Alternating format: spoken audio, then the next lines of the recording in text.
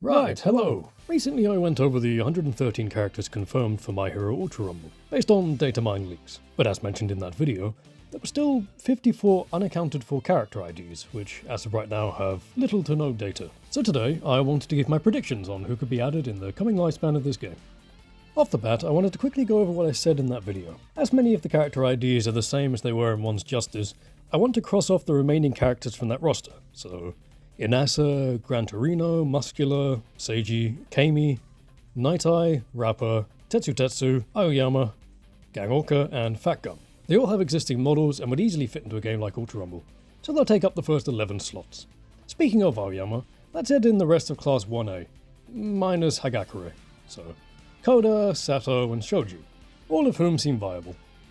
I could easily see Sugarman, for example, taking on a Kirishima role, close range with his Y special bulking him up and doubling his damage.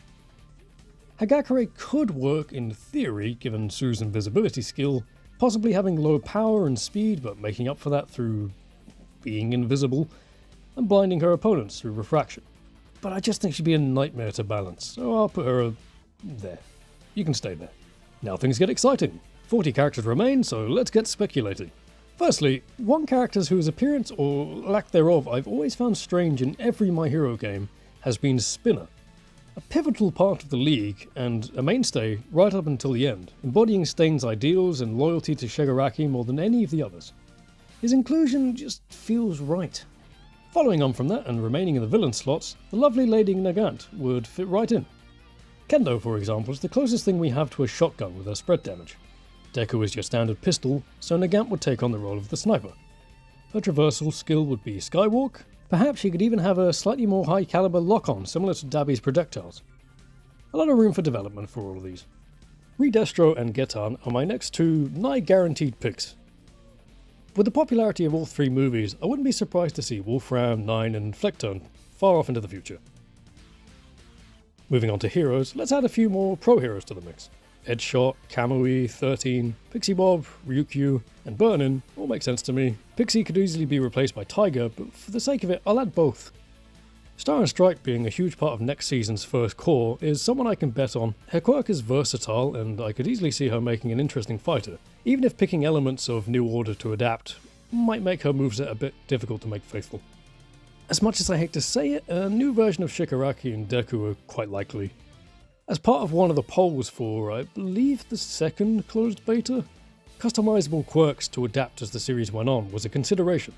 Vigilante Deku with Fajin, or even his final battle self would make sense, like how 100% with Eri was an option in One's Justice. And Awakened Shigaraki is a whole different beast. There's still a huge chunk of slots left. I could add in the remaining 16 members of 1B and still have 7 remaining. For the time being, let's do that, and I'll fill in the rest with some fun characters. Mr. Smiley and Crust, why not? Death Arms has been around from the beginning and deserves some respect. Grand? Vibrations could work similar to Shigaraki or Lady's Kick, doing some damage in a radius. I wanted to avoid the Vestiges, but I always come back to Nana Shimura, so let's put her in here as well. Have I said Best Jeanist yet? It was so obvious! And the final member of the roster is you. Within the data mines, we're linked to a possible CAC with both male and female options, perhaps a new rule set to go alongside them. It wouldn't surprise me seeing games like Xenoverse and how long they've managed to beat a dead horse, so who knows. But those are my messy predictions. When I first started this, I figured the amount of characters would be easy to think of, but it just goes to show how huge of a roster this really is. Thank you for watching what is ultimately a little pointless, and I'll see you later.